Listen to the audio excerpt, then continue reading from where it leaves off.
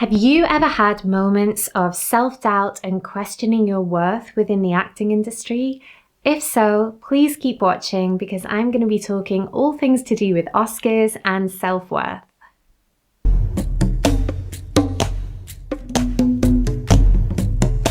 So I was watching the Oscars this week, and I know for many of us it has always kind of been the goal, in a way, the vision to one day be at the Oscars. And for a long time it's been on my mind as to why that is. And so I did some questioning of myself, and I kind of went back through my life to key moments, especially with my career.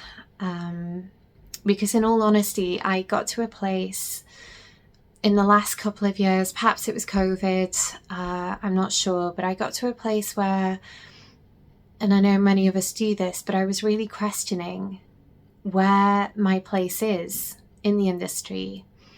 What is it about this industry that lights me up? What is it that I feel I can contribute to? And where is my place? And these are all questions I feel a lot of us ask ourselves. And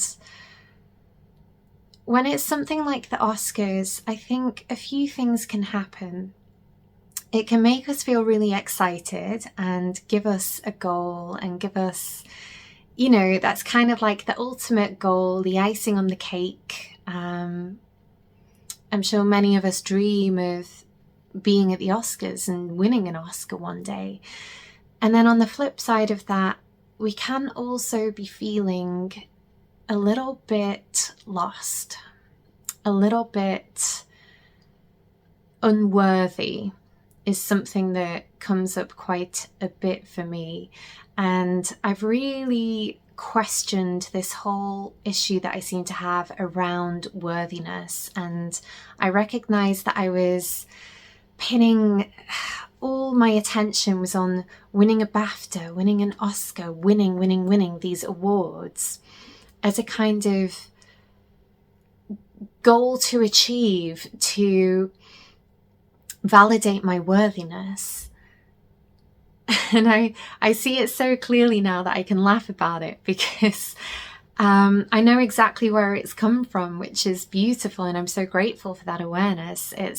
It comes from childhood. It comes from the bullies at school. I got bullied very badly throughout my school life, so much so that I had to move schools at one point. And at the time, it felt like it was the worst thing in the world. But looking back, I'm so grateful that that happened.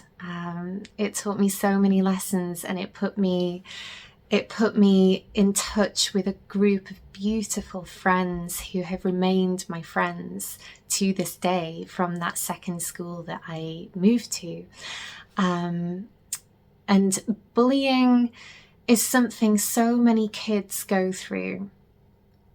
And it's so harmful because when you are that age, you're so young, and I honestly can't even remember half, if not more, of what happened and what was said to me.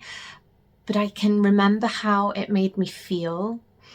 And I know that one of my survival mechanisms was to suppress it so much that I actually struggled to access it and heal it. And so sometimes through life, little things will come out of the shadows and come to the surface so that I can actually heal them, which is beautiful, and I'm always grateful that that happens. But the big one for me recently has recognized where this feeling of not feeling worthy has really come from, and how I was using things like winning awards in acting, or winning the approval of one of the best casting directors, or booking an amazing job as being my sense of worth. So of course, when you don't get the job or you don't get the feedback and you don't get the recognition, that can leave you feeling so unworthy. And the main message that I want to bring in this video is to know that don't ever put your worth in someone else's hands. Don't ever give your power away like that. You are worthy, and only you need to tell yourself that you're worthy. And focusing on awards and the glitz and the glamour of the industry is, I've learned, a sure ticket to suffering and pain. And it got to a point with me where I was feeling so disencouraged and lost within the industry. And part of the beauty of my journey in realizing that is also finding my passion again and finding my place and learning to love the journey again and love the process. This industry is tough. It is tough if we choose to focus on that. So again, it comes to reframing. Everything's about reframing. And a huge thing that I've been doing is not only questioning everything, but I've been very conscious about the stories that I've been telling myself and the meaning that I've been giving to things. And very much going into the past and reframing the past is so healing, and it just feels so freeing. I can't even describe it with words. It's something that you will only know if you choose to do it for yourself. If you're in a place right now where you're perhaps questioning where you're at, where you're going, perhaps not feeling super inspired anymore, or feeling that you're not getting the opportunities. And it can be so powerful just to recognize that you always have a choice. You can choose how you're going to think about something, what story and ultimately what meaning you are giving to something. And you can choose again. If that meaning, that story is not helpful, you can choose again. You can recognize it for what it is, and you can ultimately find that passion again, find that love again, go back to the reasons as to why you came to this industry in the first place.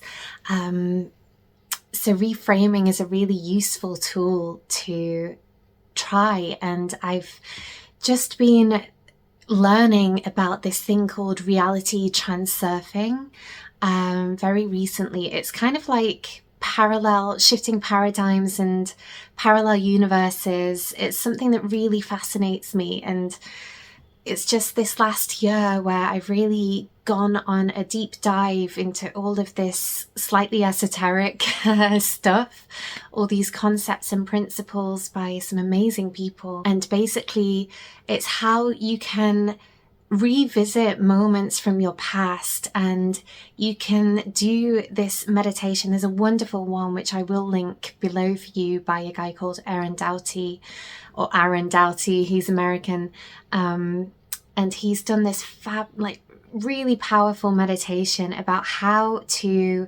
reframe your past, how to change it, because it doesn't exist anymore. It only exists in our imagination. And what happened then, every time we revisit a memory, we change it slightly. And so I think using that awareness and using the power we have to be able to change our past and the meaning that we give it is so powerful in unblocking us and helping us to move forward. So the whole concept is that you sit with a memory or a feeling or an event from your past, and you visualize how you wish you could have responded then, but you do it as if you're doing it now. And it's incredibly powerful. And that does not do justice, the explanation I've just given, to the whole concept. But if it's something that sparks your interest, I highly encourage you to go and read about it, research it. Because what I recognized whilst watching the Oscars this year was, again, bringing it back to the worthiness issue that I had. And it was a huge invitation for me to reframe how I look at my career and how I see myself in this industry. I still struggle to know my place, to find my people, but up until now, I trust that I am on the path to finding that. And Davina Joy Randolph, who won Best Supporting Actress, she said it so beautifully. Her speech was so powerful. And she literally said that for a long time, she kept trying to be these other people. She kept trying to be someone else. And then she finally realized that she just had to be her. And thank you for seeing me, is what she said. And it really struck a chord, because I know from my own experience of being bullied, I've been in this kind of state of fight or flight for the majority of my life. And for me, gaining attention was always a bad thing. I always associated that with bad attention, bad feeling. It meant that I was going to get another load of emotional abuse from these girls who didn't like me.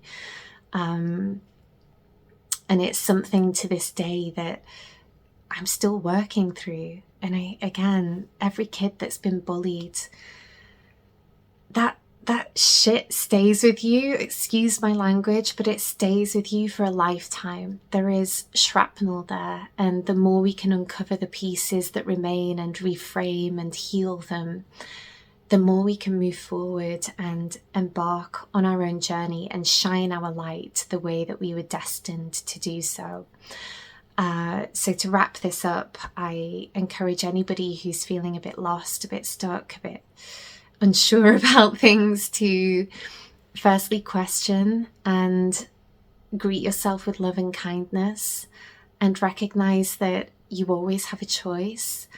It doesn't mean you have to give up because you haven't had your break yet, you haven't been recognized, you haven't booked your dream job. Just know that the journey is the job.